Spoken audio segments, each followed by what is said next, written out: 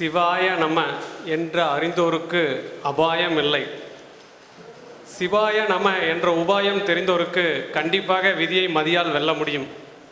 இது எனது அனுபவம் இல்லை, இங்கு குழுமியுள்ள சான்றோர்களின் அனுபவம்.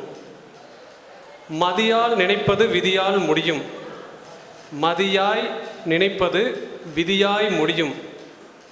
நீ என்னவாக நினைக்கின்றாயோ அதுவாகவே ஆகுவாய் என்பது விவேகானந்தரின் வாக்கு.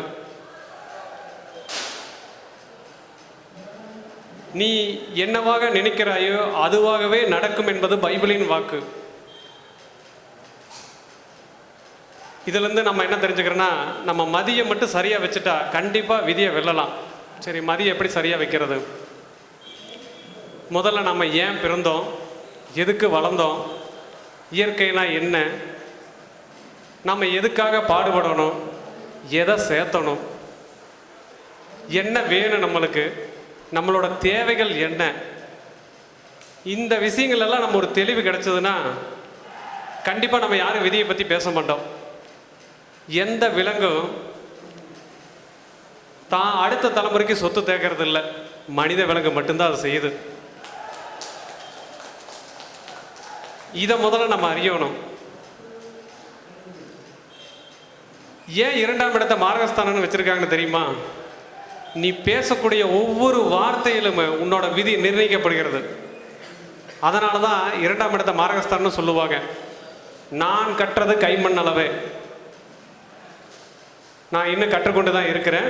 எனக்கு தெரிந்த வாசகங்களை தான் நான் இங்கே உரையாக நிகழ்த்தியிருக்கேன். இன்று நடந்து முடிந்த 50 விழாவாம் இச்சோதிட திருவிழா, இதற்கு இவ்விழாவை தொடங்கி வைத்து ஆசிகள் வழங்கி அருளுரை நிகழ்த்திய முனைவர் தவ திரு குமரகுருபர சுவாமிகள் மகா சன்னிதானத்துக்கு எங்களது விழா குழுவின் சார்பாக நன்றியை தெரிவித்துக் கொள்கிறோம். எங்கள் விழா குழுவிற்கே நான் ஒரு நன்றியை தெரிவிச்சுக்கிறேன்.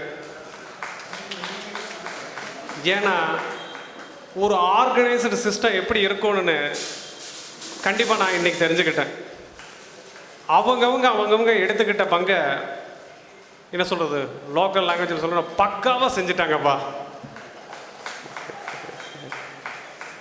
மேலும் நான் சென்னையில் போய் சாரை பார்க்கும்போது, சார் எங்கள் கோயம்புத்தூருக்கு வாங்க சார், முதல்ல அங்கே ஆரம்பிங்க சார். கோயம்புத்தூருக்குன்னு ஒரு அருமையான என்ன சொல்கிறது வரலாறு, இங்கிருந்து ஆரம்பித்தவங்களோட நிலைகள் மிக உச்சத்தை தொட்டிருக்கு. அது குறிப்பாக முருகன் திருவருளால் அவர் இடத்துலையே வந்து இந்த விழாவை நடத்துறதுக்கு, அவரோட ஆசையை அருளையும் வழங்கினதுக்கு முருகனுக்கு நாங்கள் விழா குழுவின் சார்பாகவும் உங்களின் சார்பாகவும் எல்லோரின் சார்பாகவும் மனதார கோடான கோடி நன்றிகளை தெரிவிச்சுக்கிறோம். பல தடங்கல்களுக்கு பல இன்னல்களுக்கு இடையில் எப்படி இந்த விழாவை கொண்டு போகிறதுனே தெரியாத ஒரு சூழ்நிலையில், ஏன்னா நாங்கள் எல்லாருமே முதல் முறையாக இப்படி ஒரு விழாவை ஆர்கனைஸ் பண்ணுறோம். எல்லாம் பார்த்துக்கலாம், எதுவாக இருந்தாலும் பார்த்துக்கலாங்கிற ஒரே ஒரு தாரக மந்திரத்தை மட்டும் வச்சுட்டு தான் இந்த விழாவை நடத்தணும். இதுவே விதியை மதியால் வெல்வதற்கான வழி. எதுவாக இருந்தாலும் பார்த்துக்கொள்ளலாம், எதுவாக இருந்தாலும் கடந்து போகணும். இதுதான் விதியை மதியால் வெல்வதற்கான வழி என்று எனக்கு தெரிந்தது நான் உங்களிடம் பகிர்ந்து கொள்கின்றேன். இதற்கு தலைமை தாங்கி தனது ஜோதிட மென்பொருளை கோவை மண்ணில் வெளியிட்ட உயர் திரு குரு பாக்யநாதன் அவர்களுக்கு எங்களது மனதார நன்றிகளை உரித்தாக்குகின்றோம். விழா குழுவின் சார்பாக ஒரு சிறிய உரையை நிகழ்த்துமாறு அன்புடன் அழைக்கின்றோம்.